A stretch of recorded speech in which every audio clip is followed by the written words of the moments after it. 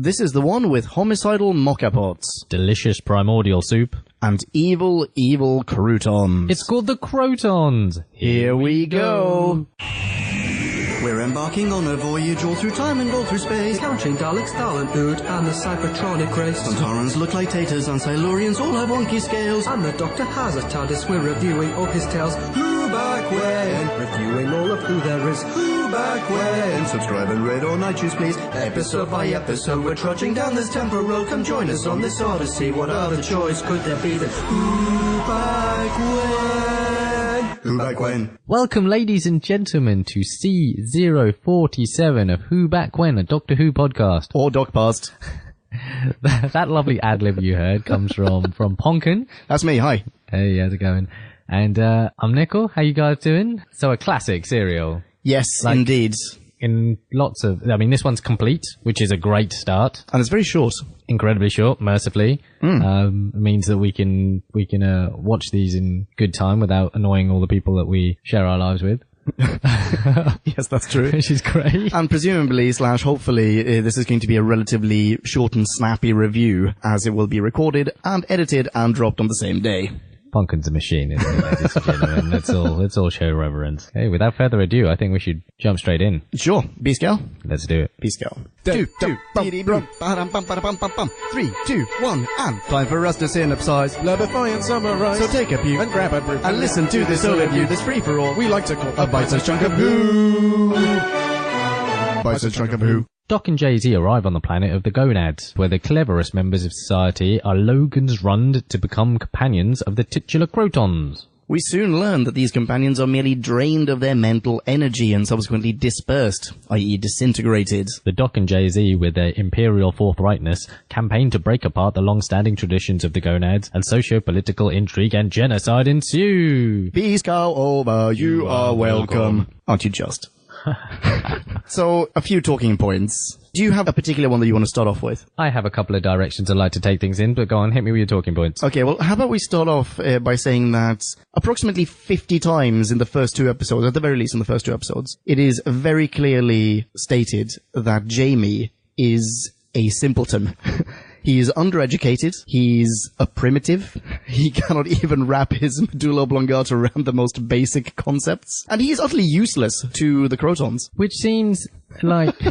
It seems like it goes against a lot of what every time a companion is caught in new or classic Who, their usual worth is at least that they know who the Doctor is. That usually gets them like a pass. And then the rest of it, they might be clever. They might know things like, like Zoe, like Martha in the future. That sort of thing. Sure. And then it's like, oh, okay, but you know who the Doctor is. Well, we'll keep you for a bargaining chip. They're like, nah, let's just... Yeah, I mean, how many times did they say that he's useless? I wonder if this is in any way linked to the fact that he quit his job on the show in the last serial. Do you think so? I don't think so. Having said that, since I knew that he'd quit on Invasion, or during the filming for Invasion, at the end of the second episode, the cliffhanger, I literally thought they'd murdered him. I thought he was gone. Oh, really? That this was the grand goodbye? That was it. Well, because you know how things were back in the day. There was less lead time. Not everything has to die like Tennant, That could have just been it, right? Sure. But especially if it was unamicable. Yeah, but most of the farewells that we've had so far have been much better. Have they all been amicable?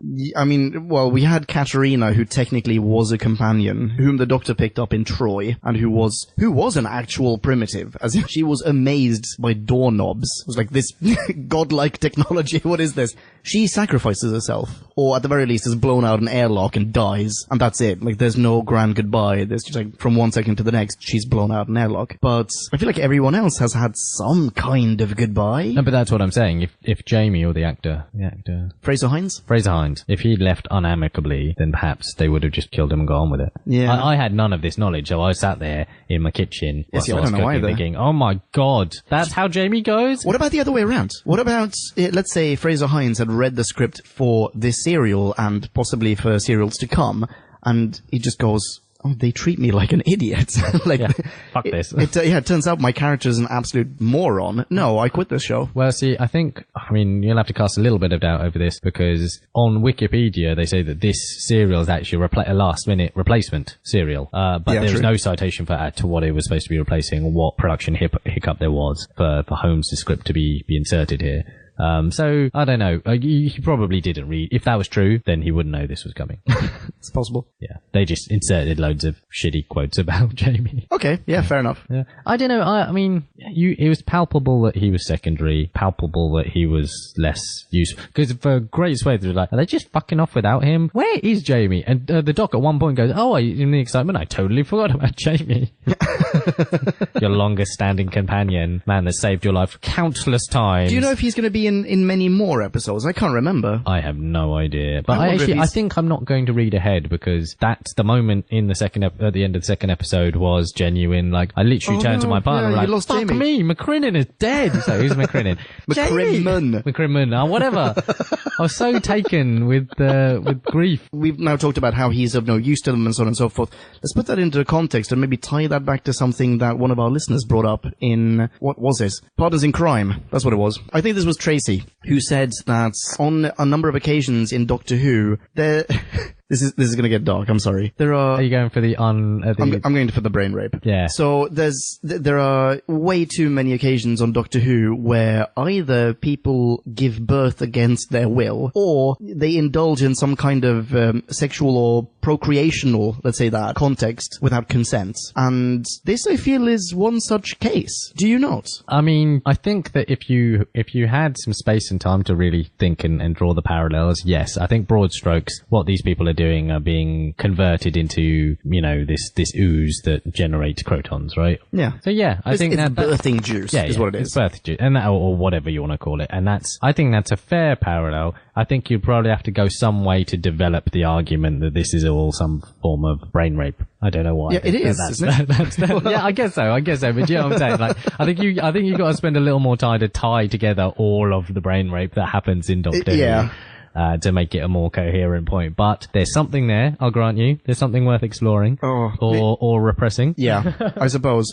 But definitely when that came up, and I think possibly this is because now my eyes have been opened to this trope in Doctor Who, I couldn't get away from it every single time. And also the moment that you bring up, or that you brought up before you pressed record, the lip-smackingly good, where the Doctor just dips his finger in the thing.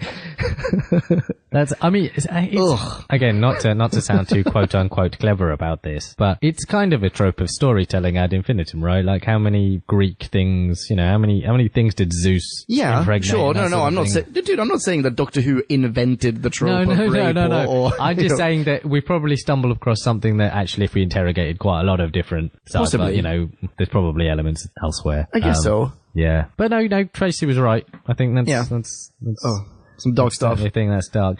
Moving on. Yeah, please. All right. So, okay. Let's talk gonads. Let's talk the gonads, how their civilization works, why it works how it is, structure of it. It's war. Go on. What were your thoughts on them? So my thoughts are...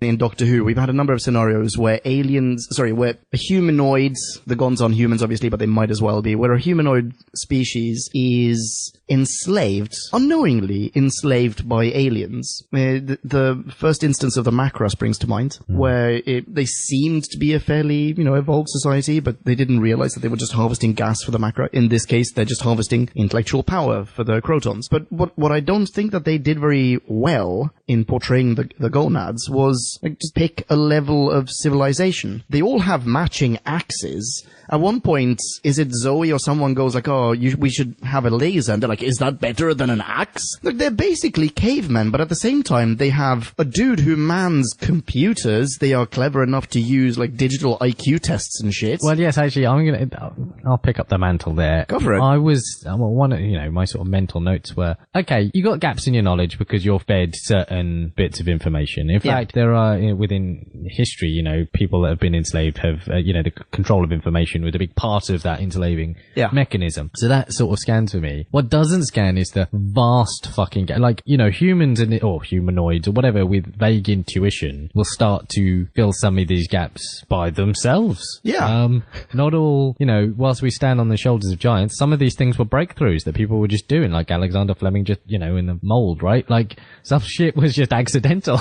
Sure, yeah. So I feel like they would have. So yeah, they're like their axes. At one point, they talk about how their ancestors only had stones and I don't know, sticks or something to fight the Krotons with. We have catapults. It's like to shoot stones. Is that where you're going with this? Wait. He's not done yet. He may still impress us. And they will fell the mightiest building. It's like your buildings look rubbish, mate. Yeah, you don't even live in buildings. Molehills. What the fuck is this? I couldn't necessarily buy that. What I would have preferred is a much, like, it hadn't happened over thousands of years. Yeah. It would have happened over a short time, and they were more primitive than this. That would have been, yeah, exactly. That would have kind of worked. I would have also liked in the learning hall for the test not to be quite so, like... It seemed super advanced. It seemed quite advanced. So what would be better is just... It even flummoxed the doctor at first. Yeah. So logic tests or something. Something where you don't necessarily have to know anything about... Do you know what I'm saying? Like some puzzles. If you can learn to do this Rubik's Cube, you're our guy, right? Something like that. Yeah. In a much more primitive society, but it just looks like they were lazy as shit. And I thought, how do we improve upon this? Axe. Why improve upon a classic? It's like a cocktail suit, right? Yeah, exactly. Why would you change something if it works? A little bit further down the line, I think this is one of my notes from from episode 3. I've made a note of there's no sight of who knows what. And this might kind of, it's kind of a parallel to what skills do they have as a people. In this case, what knowledge of the plot do they have as characters? So the examples that I've written down are, what's-his-face, Mitch's son. Oh, by the way, so the leader of the Gonads, I've got him down as Mitch Buchanan. So what's-his-face, Mitch's son, he suddenly knows that Mitch is attacking the foundations of the Kreton ship. He's like Sirius, Celery. Celery? Something like that. I'm telling you, man. Okay. And then later on, Mitch's son's babe, can't remember her name now, she suddenly knows that Doc's making acid, although they shouldn't even have a fucking word for that. And this is all presented as though it's, well, obviously I know this. Oh, in this one scene, all I need is for Mitch Buchanan to go from room A to room B, so I suddenly have the knowledge of what's going on in room C, even though they've never been there. And doesn't that kind of tally with the whole structuring of the society? No one really ever decided who knows what skills do they have?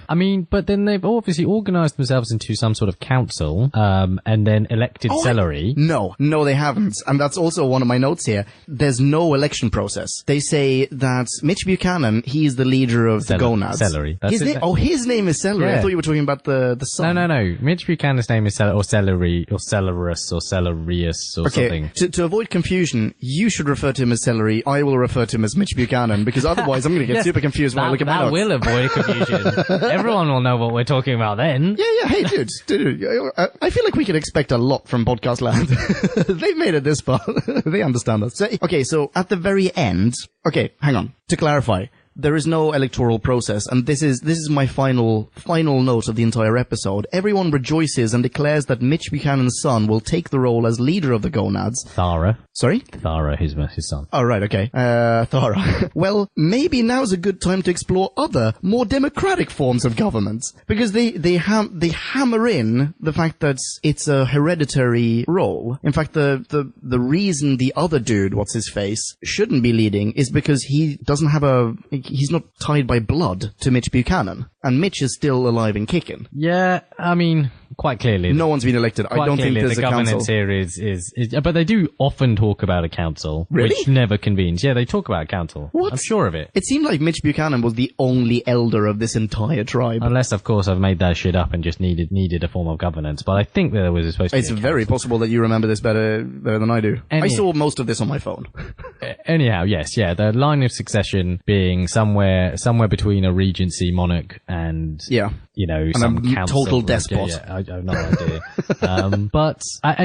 It's all by proxy, isn't it? Because none of them rule anything. Yeah. They've been annexed. Yeah, but everything is relative, right? Even after Mitch Buchanan realizes that he is the ruler of nothing, even at that point, he's happy to continue following the Krotons' orders if it gives him relative power over his people, the Gonads. After they've completely identified the Krotons as murderers and the whole companionship with the Krotons as sacrifice, sacrifice. The second the Krotons go, Zoe Gond and Dr. Gond or whatever, they are now to be the new companions. Even then, does he go, well, we'd better continue so that we can, That's Elek, though, isn't it? Not Celery. Who's Elek? Elek is Celery's second in command, but then he's Starscream, if that makes any sense to you. He's Starscream?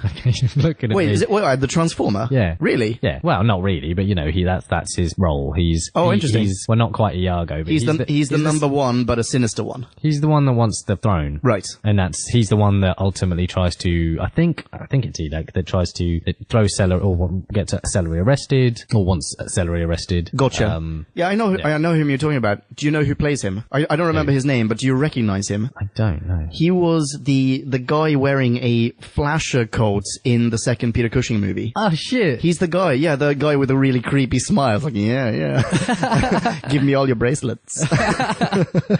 Fair play. Yeah, he was good, I thought. I thought he was great, yeah. Yeah. But yeah, so as the gonads, and so other hilarious ironies, their scientist is called Beta. Oh, really?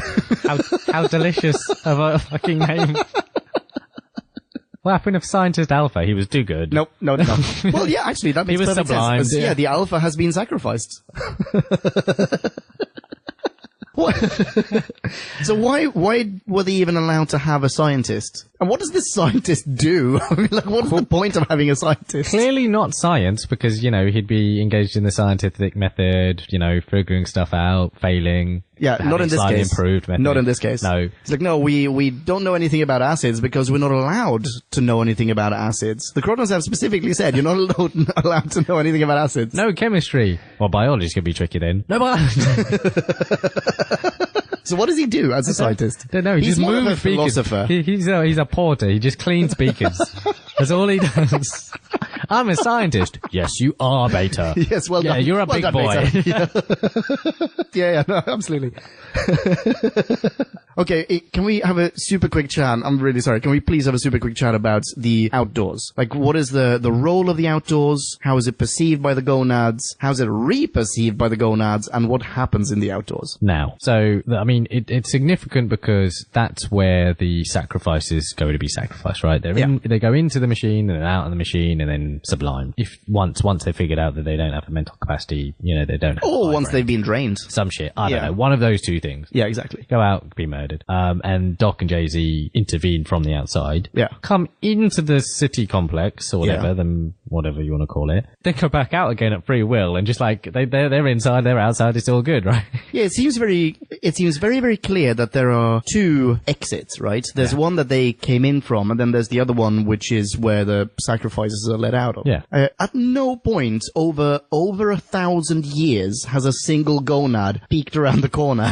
Or even, I mean, they say that the air is polluted and poisonous, and like Doc and Jay-Z, they're clearly gonna die because they were outside. It's not like they had to open a door to go in. There's not like an airlock. That same poisonous air is going straight into the shitty cave where the gonads live, right? Yes. And in fact, doesn't the scientist live in a house somewhere?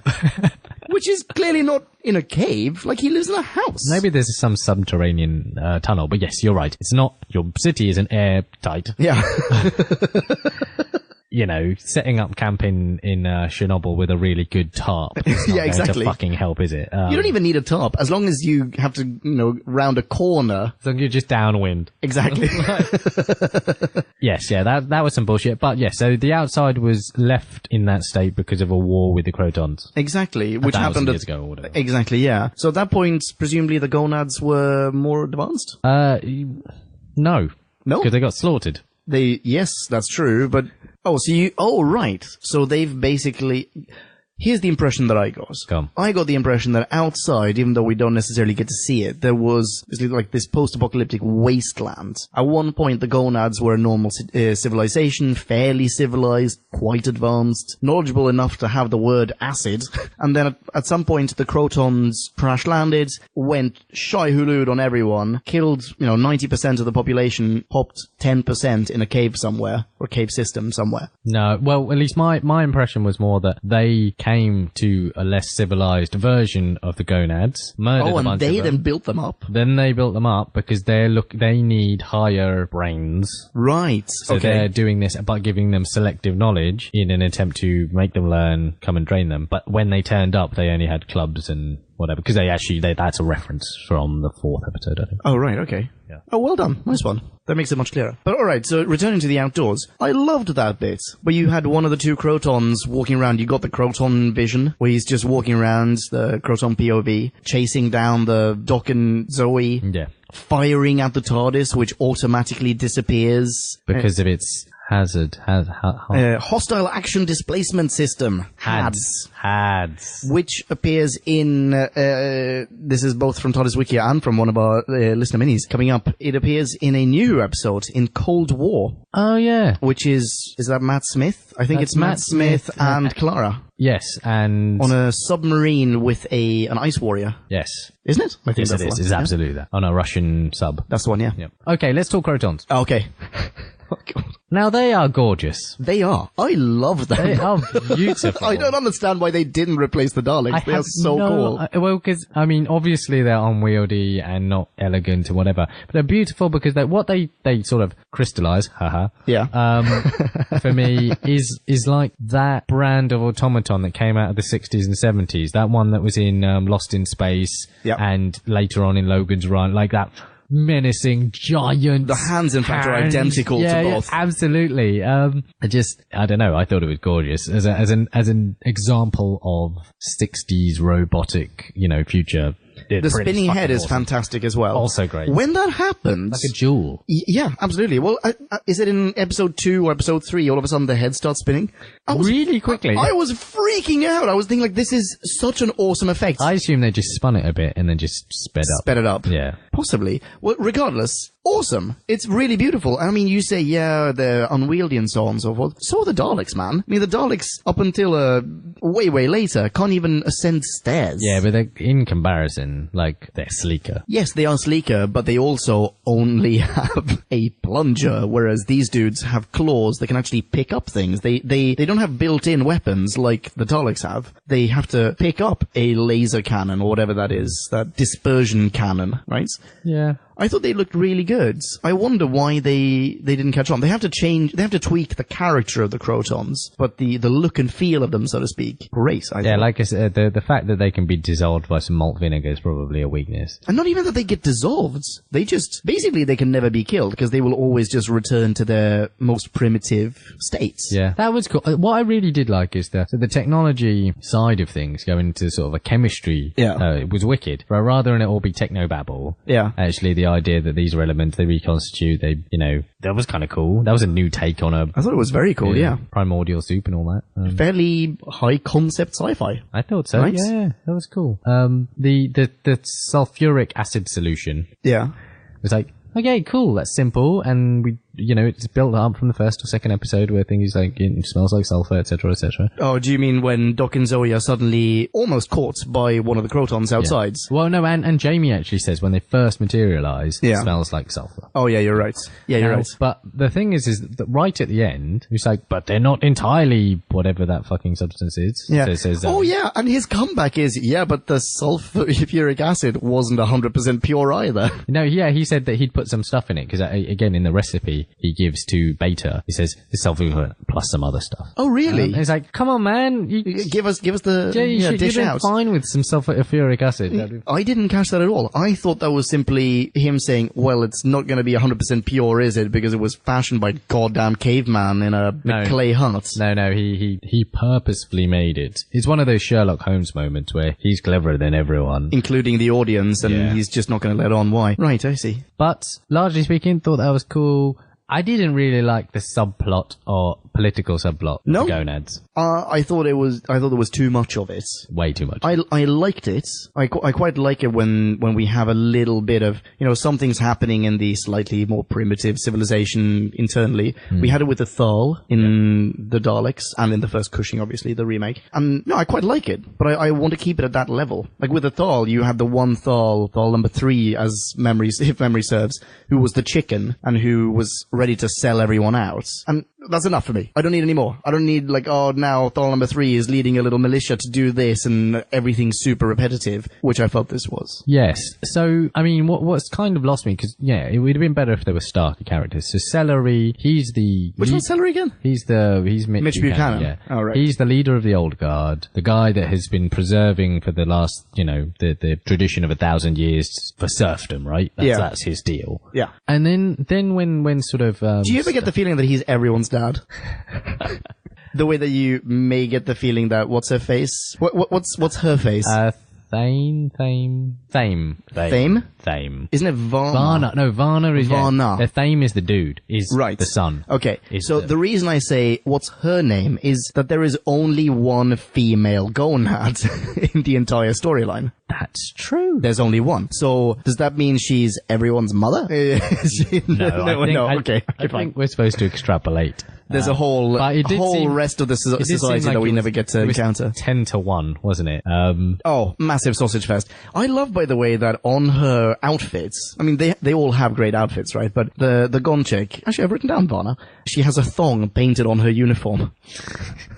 Brilliant. Yeah, screenshot on whobackband.com. Yeah. Those screenshots, by the way, slight tangent, all the slightly sleazy screenshots that I've added to that website, they bring in so many people. Oh, God. I mean, it's crazy, the amount of perverts that accidentally tune into the show. What a weird fucking distribution network that we founded for very, very, very specific... To this day, I brought this up on the show before, but to this day, we get so many people who are looking for... They Google upskirt Vicky Doctor Who, and they get to our website. I swear to God. It's amazing. Still to this day. No way proud of that. That's awful. From a sociological point of view, it's quite interesting, actually. Anyway, yeah, let's carry on. Yeah, so with those guys and Celery and Thane and Starscream, also their idea of let's destabilize the Earth under the machine seemed a bit... To what, sorry? Under the machine? With the earthquake. Oh, thing. right, yeah. So the scene where what's-his-face gets a boulder on his gonads. Yeah, on his actual... Oh, super meta. The idea was to remove the structures or whatever, the supports underneath the moka pot machine. Yeah. Isn't that quite clever, though? It was quite clever, but then I thought, well, this thing is huge, and you guys are crap at everything. Yeah, you're clearly not going to do a good job. Yeah, but your engineering skills the original, but the original thought was pretty good, right? You got to give them a bit of a standing ovation for actually employing their matching axes in a relatively good way. I guess it's hard to take a Minecraft militia seriously. Okay.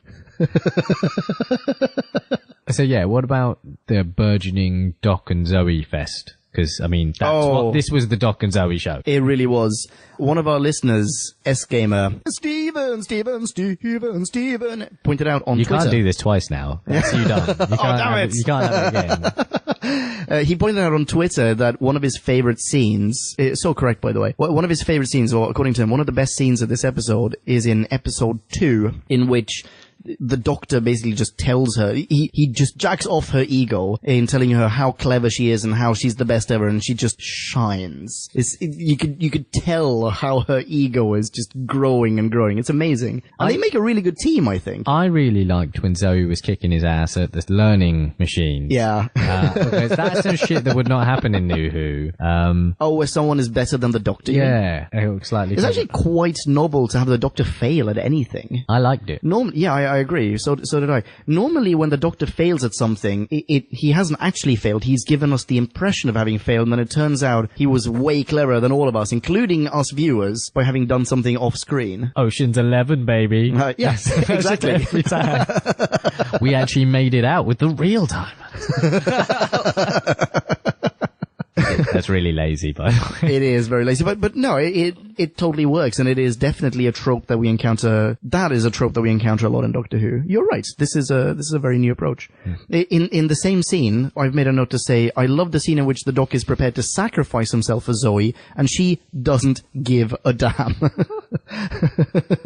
It's also really nicely written, like, just as he sits down to use that machine, their tiny little banter session is really fun, where he goes like, no, go away, no, come back, what am I doing here? Actually, I already know. Like, that back and forth is really fun. Yeah, that was good. And, I don't know, the high brains part was kind of good. It was very much here's Dr. Zoe, oh yeah, Jamie's over here. Oh yeah. You know, for the longest time I thought they were saying hybrids. High brains. Yeah. I didn't realize that until episode 3 or something. But yeah. What did you think of the Krotons' plan?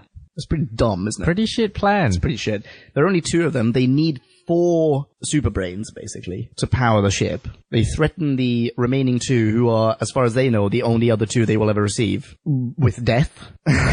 Now, if me and you crash landed on a planet, yeah, we could live forever, so that's cool. Sure. And we need 2 other people just like us. Yeah. Why would you deliberately feed this population a tiny little bit of knowledge at a time, rather than just get, let's say, 10 people and feed them tons of information, and 2 of them will survive our experiments and we'll use them as engine fuel? That's one. Bingo. Much better plan. My plan would be, why don't we use our sophisticated intellect to build a new engine that doesn't require 4 brains? Or signal some other people. But it seemed as though they needed 4 brains for that as well. Or at the very least, at the end, okay, you'll know this, I will have missed this on my phone. Do they not actually send a signal to their, what do they say? Not their galaxy, to their something? Their fleet, because they're part of a fleet. Possibly.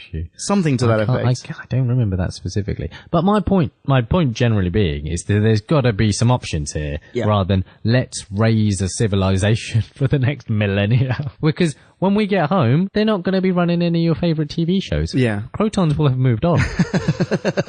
Okay, I've got a question for you. When they get Doc and Zoe's brains to impregnate their birthing sludge and a Kroton grows out of it, does only one Kroton grow out of it, or do both the Krotons that we see grow out of it? I think both. So that means that for 1,000 years, those Krotons have basically been in hibernation, right? Like, they've returned to their ooze form, and the whole show has been run by their computer. Now, I was unclear here. I assumed it was the disembodied, or like these Krotons could still interact with their technology without being fully fledged Krotons. Oh, really? Well, because they talk to them, don't they? Yeah, that definitely seemed like a recording, though, didn't it? I feel like the Gonads even say that it's a recorded voice at some point. Maybe they do. Which, by the way, why do they have a concept of a recorded voice? Yeah, but they pick particular Gonads, don't they? Yeah, they pick the cleverest ones. By name. Yeah. So, well, I mean, like the Kroton computer and the one-eyed Kroton snake and the whatever, like they've set up camp, they've disseminated these IQ test machines, and they basically just go, take these tests regularly, and whoever scores the highest, you're gonna be companions of the Krotons. Okay, well, let's say that this was the case. Let's say that the whole show's been run by the computer, and these lot of sludge just waiting to be reanimated, right? I think that's the case. Let's say that's the case. Go for it. Who murdered everyone to begin with? Computer. Computer murdered everyone. I think so. I think it's the same,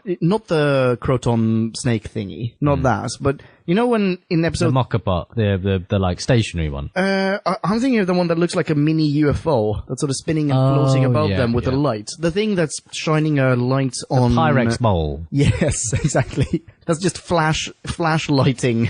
It's not a verb. Jamie at the end of episode 3. Yes. Yeah, okay. All right. That could be interesting, but... Isn't he meant to? No, so there's more to it. Yeah, okay. Because the Gonads do talk about metal men coming from the sky. Plural, not just 2 of them. Oh, yeah. Well, okay, hang on. So don't we also get the Kroton... Oh, really sorry, ladies and gentlemen. We should know this. So don't the Krotons say at some point, towards the end, actually at the very end, don't they tell Doc and Zoe that, listen up, chaperoons, 4 of us crash landed, 2 of us, as in this spaceship, 2 of us didn't survive the crash. My buddy and I, we killed a bunch of people, and then we went into hibernation. Okay, that makes much more sense as an idea. Because if they'd all, if they needed someone to reanimate them from hibernation, then that's okay, well, long story short, I agree with you. It's a bullshit plan. Yeah, it's not the world's best plan. I feel like there are options there, guys. Bill and Ben. Bill and Ben. Yeah. Okay, so one item of Kroton interaction that really highlights how dumb they are at the core is that bit where one of the Krotons has fired on the TARDIS and Doc and Zoe are hiding somewhere, and the Kroton suddenly goes, direction point? Like, direction point? I don't know where I'm going. And the other Kroton on the radio literally goes, reverse the readings, i.e., go back the way you came from, you cretin. I don't understand why that thing didn't, like when Jamie tried shooting them, it didn't work out better. Oh, yeah. And actually, what happens in that scene? Does Jamie... I thought he bought it in that scene. As in, like, obviously, I didn't think that he really bought it, but I thought that he very well could have. They keep him alive, they say so. And because they then say, oh, he's a value because he could find out where they are. Where are the two high brains? Then he says, you're breaking my arm. Okay. And they say, don't harm him. And then he tells them what the TARDIS is. Yeah. Okay. Which, again, so he tells them what the TARDIS is, and they say, how does it work? What's the, primary, whatever it is, vector thing? And he says he doesn't know, but then they feign no interest in it and basically want to go destroy it, or destroy them, capture the high brains, destroy the thing. It's like, you could use that ship. This is super good points. You don't know what it is. In fact, they don't seem to be very interested in the whole time travel aspect of it either. Oh, it travels in time and space. Oh. How fast? Does it look like a bowl? Not interested. Unless it looks like some sort of kitchen utensil. It's not our bag. They just, that's such a fucking giant... Because every other fucking villain really cares. Yeah, everyone goes, wait, what? I can use that for my own nefarious purposes. Space-time Ferrari, you say? Yeah, that's some bullshit. Absolutely. And in fact, like, okay, so, wait, we need... Let's say for a second that they don't believe that it's a time machine. Maybe they think Jamie's just a primitive, and to him, going from point A to point B is the same as going through time. It sort of is. Sure. But they need another two brains to just go into space. I mean, they don't, in the long run, now that they're up and about, they don't actually give a shit about the gonads. They just want to leave, right? They want to go home. Yeah. Here's another spacecraft that clearly works. Yes. Just hijack it. And go to wherever your thing is. Or just ask, can we get a lift with you dudes? We'll stop murdering. Yeah, this has all been a huge misunderstanding. Can we jump in with some sound bites? We haven't had any sound bites yet in this episode. Gonna hit me. Okay, I've only got two sound bites, and they are both doctor lines. One is... Great jumping gobstoppers, what's that? Nice. Which is great. That thing reminded me of the Flight of the Navigator. Oh, really? For that film. Yeah. I haven't seen that in ages. Compliance. Yeah, anyway. And the second one, actually quite similar line, is in episode 3 when the Doc and Zoe exit the TARDIS sporting a Tesco shopping bag and flaunting leg, respectively. And the Doc goes, Oh my giddy aunt. Yeah, you never heard that one? Yeah, I have. Yeah. But twice in the same serial, the Doctor just has these really weird, weird lines. I completely glossed over giddy aunt because I say that at least 5 times a day. Oh, really? Oh my giddy aunt. Yeah. No, I don't. Yeah, all right. Work that into your vocab. I will. Well, I think then that's probably all the major talking points of this serial. Yeah, pretty much. Let's jump into some reviews. Let's do it!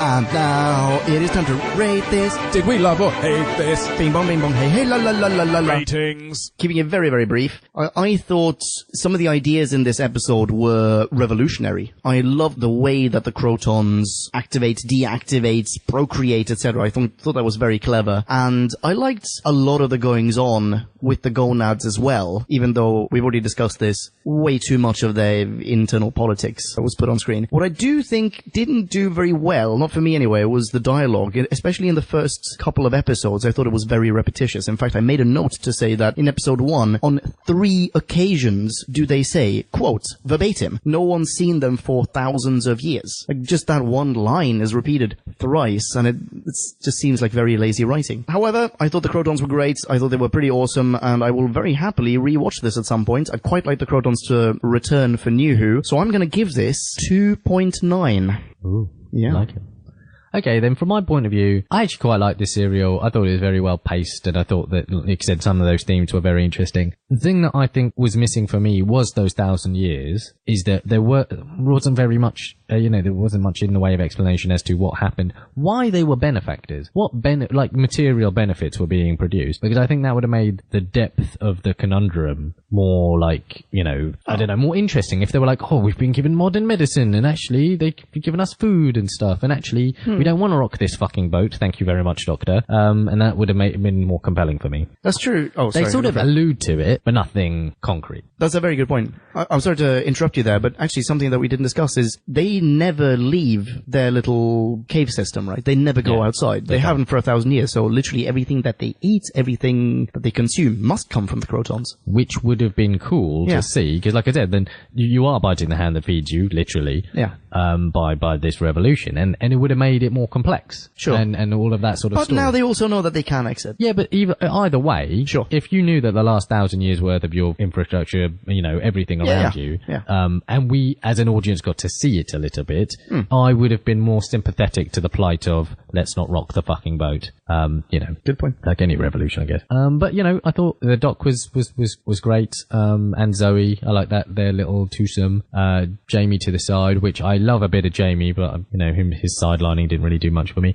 Anyway, this all culminates into a rating of 2.7. Oh, okay. Nice one. Strong. We also have some listener minis. Let's jump into listener mini land. Listener minis. So we have 3 listener minis, ladies and gentlemen. Yes, we do. Two of them that's very helpfully stuck to our little 250 prices. Thank you very much, chaps. But one has cannot help himself. Mr. Trenton Bless. Hey, Trenton. Read this in its full splendor as always, but we've selected what we think are the salient 250 words. or the essence more or of it. less. Yeah. But yeah, check out the rest on whobackwhen.com. So, Trenton says, for the Krotons themselves, while they do look like they were a rip-off of the robot from Lost in Space, nice. Mm-hmm. They look so bad that the myth arose that they were designed for in a Blue Peter contest. And if your monster looks like a Blue Peter design, then you might have done something wrong. Hey, you leave Blue Peter alone, Trenton. That is a national institution. Yeah, and that's how we got the beauty of the Absorbaloff. Thank you very much.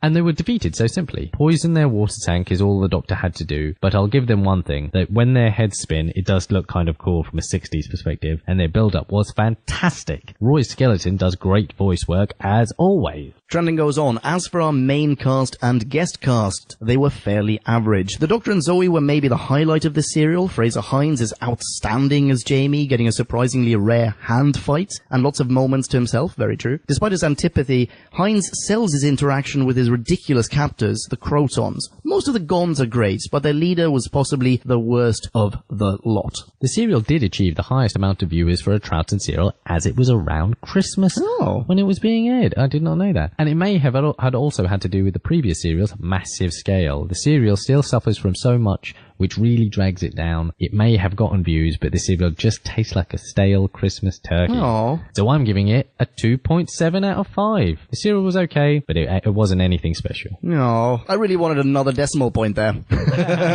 Awesome mini review. As we said, this is but a part of it. Read the untruncated version online. I agree with most of what he's said, to be honest. Though I think poisoning them by pouring acid into a tank that feeds via basically an umbilical cord. Do you remember this? On their uniform, like feeds straight into one of the Krotons. I think that is savage. I think that is massively heinous. And actually something that would kill most people. If you want to say hi to Trenton, go for it. You can find him on Twitter. He is at Trenton Bless. Well, our next mini comes from Peter Z. He's also submitted a maxi, which you can see online, but helpfully he's cut down his own précis. Yep.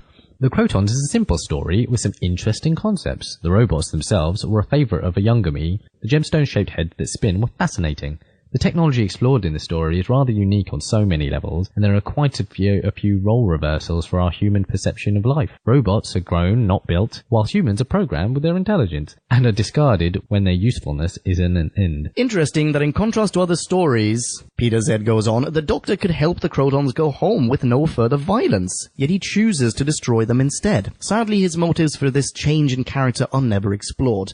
This is perhaps the biggest problem here. In the end, there's just too much unexplored, too much unexplained, too much that could have been. As a result, the audience can't connect on the level they should. Retro rewrite time. Eliminate the Gond infighting over how to stage a revolution. It does nothing for the plot. Instead, place more emphasis on the internal and personal conflicts, that's the strange culture that must have grown out of such a society, and the technological gaps between the two races. I would love to see the Krotons explored in a modern Who episode. The series only scratches at the surface of what could have been something much larger, and more depth is what's really missing. Overall, the Krotons does have a rewatchability, but there are other episodes I'd watch first. I give it a dinotropic 3.1. Thank you very much. And he Peter signed it, Z. Pina Zudish Gaunt. Very good. Very nice one. Thank you very much, Peter. He said exactly what you said. That's totes malotes on the money. Well done, Peter. Absolutely agree with that. I would have liked to see more about more of their society as well. I do think, however, about the doctor's motivation at the end not to let them go home. I think at that point it's like, well, you've already threatened to kill me and my companion over here, and you kidnapped and nearly killed my other companion back there in the cave. Yeah, we're gonna throw acid in your food. Yeah. And also, he can't be necessarily sure that they would leave peacefully. No, that's true. But that was sort of my point earlier. If they had just asked him, maybe he would have. Maybe. You know? Anyway, awesome. Thank you very much for sending in your mini, Peter. And then we have one more listener mini. This one comes from Stephen. Can I sing it? Oh, of course you can. Stephen. How you doing, Steve? Hey, man. So, Steve writes, the opening of the serial made me wonder if the word companion had entered the Whovian lexicon by this time. It's actually a bit jarring to hear companion of the Krotons bandied about, given what the word companion would eventually come to mean to every Whovian. He goes on, I've commented before in episodes like The Macra Terror about times where the local civilization unquestioningly obeys an unseen force that gives them commands. It's actually refreshing to see the Gons questioning this early on and having a very simple reason to obey. The Krotons will kill them if they don't. Like the Quarks before them, the Krotons were an attempt to replace the Daleks that never went anywhere. Still, they weren't bad as a one-shot villain. My main issue is that they seemed more like robots, talking of procedure and functioning, than the non-organic life forms that they were advertised as. That and the loud blaring noise that followed their robo-eye. I quite like the robo though. He goes on, I feel Jamie didn't get a lot to do in this story and wonder if his badassery in episode 1 is meant to make up for that or make it less obvious. The scene that most stood out for me is in episode 2 when Zoe completes her test at the highest score ever and she has this super smug grin on her face as the doctor explains she's a genius. Perhaps my favourite Zoe moment. Yeah, this is the scene that I mentioned, the scene that he brought up on Twitter as well. Very, very nice one, Stephen. And he concludes, I feel the episode falls into good but not great territory and ultimately rate it at a 3.1. Oh, damn. Wow. That's actually a pretty good rating. Yeah. Oh, and he adds a little PS, bringing up that HADS also appeared in Cold War. Correct? Yeah, it did. Very nice. Ladies and gentlemen, if you want to high-five Stephen online, yes you can. I'm glad you asked. Go to Twitter. He is at sgamer82. That is 82, the number. Rideroni and cheesecakes. I think that pretty much does it for this episode of Who Back When. Join us next time. For Classic, it's going to be The Seeds of Death. For New Who, it's going to be Fires of Pompeii. And for Audio Who, goodness knows when that'll be. It's still the Cannibalists. In the meantime, you can say hi to us as well. Nick is found at Nicolele, is that correct? That's right. And I'm at Ponkin, you know how to spell that. So high-five us online, we will high-five you right back. Thank you so much for listening. Be rad and excellent to each other. And ciao. Bye. Kablamo! Did you enjoy the show? Then please do what the cosmos compels you to and spread the gospel of Who Back When. Tell your friends. Don't have any friends? No problemo. Tell some strangers. Like us on Facebook. That's facebook.com/Who Back When. All in one word. Are you on Google Plus? Then find us on Google Plus. That's plus Who Back When. And when you do, tell us why you're on Google Plus. Who Back When just got its very own Twitter account, no lie, so give us a follow. You guessed it, that's at Who Back When, all in one word. Check us out on SoundCloud, vote us up on Reddit, listen to us on Stitcher, and head on over to our website, whobackwhen.com, where you can leave a comment, submit a review of your own, and peruse of visual index of aliens, monsters, and more, which increases in kablamos with every episode. And lastly, give us a rating and review on iTunes. Not only would it make us super chuffed, and it really, really would, but as thanks, we will transmigrate your iTunes nom de plume into the credit list of trailers for fake Doctor Who audiobooks produced by Who Back When. Have a poke around our bonus episodes to make more sense of that. That's it. Rock on and be rad and excellent to each other. Catch your earballs in our next Classic Who review, New Who review, or, still funny, Audio Who review. Ciao. Who Back When?